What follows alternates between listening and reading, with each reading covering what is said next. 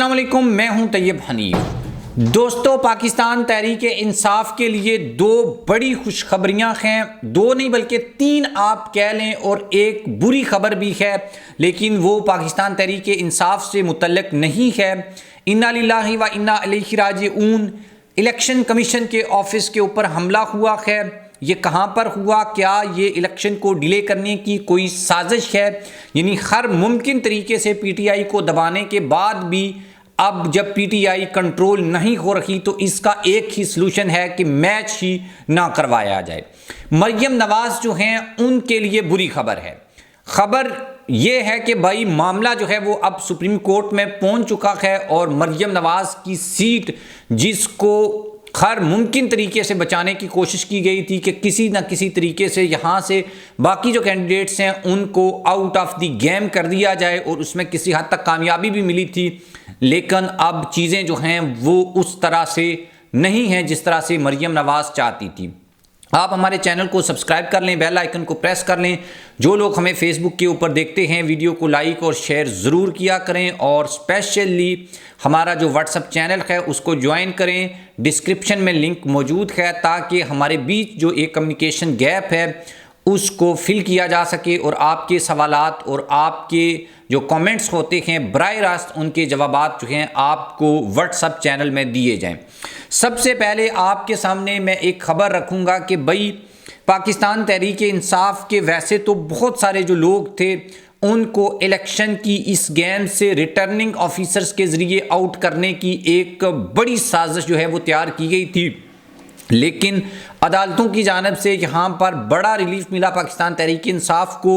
लेकिन फिर भी कुछ ऐसे लोग थे जिनको इंतहाई ज़रूरी था, यानी छोटे मोटे जिनके ऊपर वो कहते हैं छोटे मोटे काटे कूटे थे ना, उनको तो मिल गया कि वो इलेक्शन लड़ें। लेकिन जो सीटें पीटीआई ने निकालनी थी, और हर सूरत यानी ये कन्फर्म था कि यहाँ पर पीटीआई को कोई नहीं हरा सकता, और ये कैंडिडेट अगर खड़ा हुआ तो फिर तो बिल्कुल भी कोई नहीं हरा सकता। तो उन सीटों के ऊपर पीटीआई को कोई बड़ा रिलीफ नहीं मिला। परवेज़ इलाही, अपना शाह महमूद कुरैशी साहब, उसके बाद शौकत बासरा साहब, सनम जावेद साहिबा, ये वो नाम हैं जिनको रिलीफ नहीं मिला था। मामला जो है वो अब सुप्रीम कोर्ट में पहुंच चुका है। एक खबर मैं आपके सामने रख देता हूं।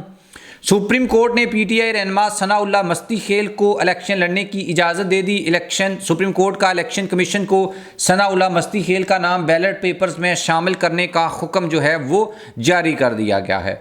और ये जो पीटीआई रहनुमा हैं, ये मस्ती खेल को NA 51 बखर से इलेक्शन लड़ने की इजाज़त दी गई है, और चीफ जस्टिस ने इलेक्शन कमीशन हुकाम से सवाल किया कि क्या बैलेट पेपर्स छुप चुके हैं। हुकाम इलेक्शन कमीशन ने बताया कि बैलेट पेपर्स प्रिंटिंग के लिए तैयार हैं।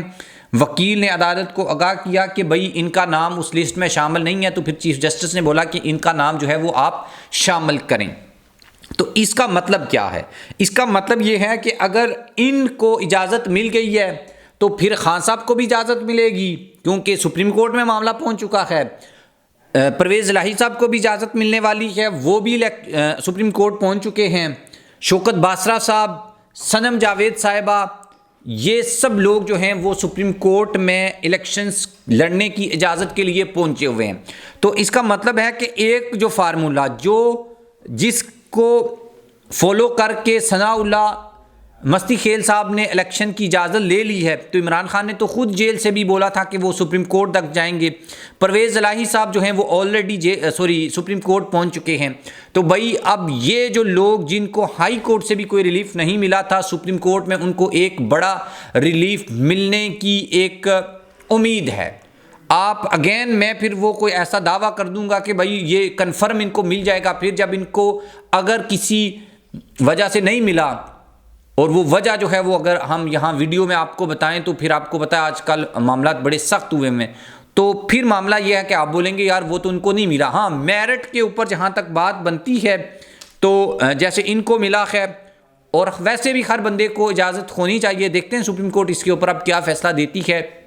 लेकिन इसमें जो सबसे इम्पॉर्टेंट सीट है वो है मरियम नवाज साहिबा वाली, क्योंकि उसमें सनम जावेद उनका मुकाबला कर रही हैं। अगर वो नहीं होंगी तो मरियम नवाज तो एक तरीके से बिला मुकाबला ये इलेक्शन जीती हुई हैं।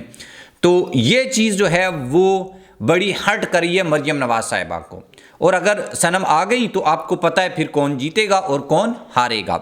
अगली बात यह है कि भाई पाकिस्तान तहरीक इंसाफ को 5 बड़े जो सियासी ख़ानदान हैं उन्होंने ज्वाइन किया है। इसमें ओकाड़ा का वट्टू ख़ानदान है और दूसरे नंबर के ऊपर टिम्मन ख़ानदान है, चीमा ख़ानदान है सरगोदा से, उधर से मुल्तान से मैं एक ख़ानदान है, उन्होंने पीटीआई को ज्वाइन किया है और पाकिस्तान तहरीक इंसाफ जो है उसकी सपोर्ट का ऐलान किया है। और जहाँ तक मेरी रिसर्च है उसके मुताबिक ये जो ख़ानदान हैं इनका कई दहाइयों से अपने हलके की सियासत के ऊपर बड़ा गहरा असर है और जिस कैंडिडेट को ये सपोर्ट करते हैं वो जीत जाता है। तो इन अजला से कुल मिला के कोई 21 सीटें बनती हैं। तो इसका मतलब ये है कि अगर ये ख़ानदानों की सपोर्ट पीटीआई को हासिल हो गई है तो ये सीटें पक्की हैं। अदरवाइज़ ये कि कोई बहुत बड़े पैमाने के ऊपर मुबैना तौर के ऊपर रिगिंग ना की जाए। अगली बात जो मैं आपको बताना चाहता था वो अनफॉर्चुनेट ख़बर जो थी वो ये है कि जनाब इलेक्शन कमीशन जो है उसके ऑफिस के ऊपर हमला हुआ है। ये इस्लामाबाद वाला नहीं है, ये तुर्बत वाला इलेक्शन कमीशन का एक ऑफिस था और यहाँ उसके अहाते में कुछ लोगों ने दस्ती बम जो है वो फेंक कर चले गए। कोई जानी माली नुकसान इसमें नहीं हुआ, ना किसी बिल्डिंग को कोई नुकसान पहुँचा है। लेकिन ये बड़ा अनफॉर्चुनेट है कि भाई इलेक्शन से पहले इस तरह के जो धमाके हैं उनके वाक़यात होना स्टार्ट हो चुके हैं और हो सकता है कि आने वाले जो दिन हैं उसमें ज़्यादा इसमें तेज़ी देखने को मिली। थ्रेट्स तो मौजूद हैं।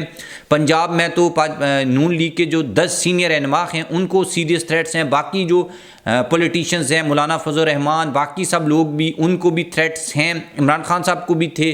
तो अल्लाह करे कि भाई ये इलेक्शन अमन और अमान के साथ गुजर जाए और पाकिस्तान एक नए रास्ते के ऊपर चल निकले जिसके इम्कानात बहरहाल कम हैं। उसकी वजह यह है कि भाई एक सियासी जमात को साइडलाइन किया जा रहा है और इस इलेक्शन के बाद भी जो पॉलिटिकल एनालिस्ट हैं वो ये कहने पर मजबूर हैं, चाहता कोई भी नहीं है लेकिन चूँकि रियलिटी भी बयान करनी होती है साथ में, तो भाई कोई उम्मीद नहीं है कि भाई कोई स्टेबिलिटी आएगी और कोई माशी इस्तेकाम आएगा या फिर कोई पॉलिटिकल इस्तेकाम आएगा। लेट्स सी, देखते हैं। फिर भी इलेक्शन होता है और हर इलेक्शन के बाद बेहतरी की उम्मीद करनी चाहिए। आप इसके बारे में क्या ओपिनियन रखते हैं ज़रूर लिखिएगा। और अगेन आपसे रिक्वेस्ट कर रहा हूँ कि भाई हमारा जो व्हाट्सअप चैनल है लिंक डिस्क्रिप्शन में मौजूद है, उसको ज़रूर ज्वाइन कीजिएगा क्योंकि वो एक अपडेट के हवाले से बड़ा इम्पॉर्टेंट रहता है और वहाँ पर हम चीज़ें भी डिस्कस कर सकते हैं। तो व्हाट्सअप चैनल को भी ज्वाइन कीजिए और 8 फरवरी को बाहर निकलें और अपने पसंदीदा उम्मीदवार को वोट जाकर कीजिएगा, किसी के प्रेशर और किसी के डिसअपॉइंट होकर कि भाई हमारा वोट इधर चला जाएगा उधर चला जाएगा और हमारे जो कैंडिडेट्स हैं वो किसी दूसरी सियासी जमात में शामिल हो जाएंगे, ये हो जाएगा वो हो जाएगा, सब कुछ हो जाएगा। लेकिन आपने वोट जो है वो जाके कास्ट करना है और टर्न आउट जो है वो जितने ज़्यादा अच्छा होगा, जितने ज़्यादा लोग वोट कास्ट करेंगे उतना ही चीज़ों को मैनिपुलेट करना मुश्किल होगा। अल्लाह हाफिज़।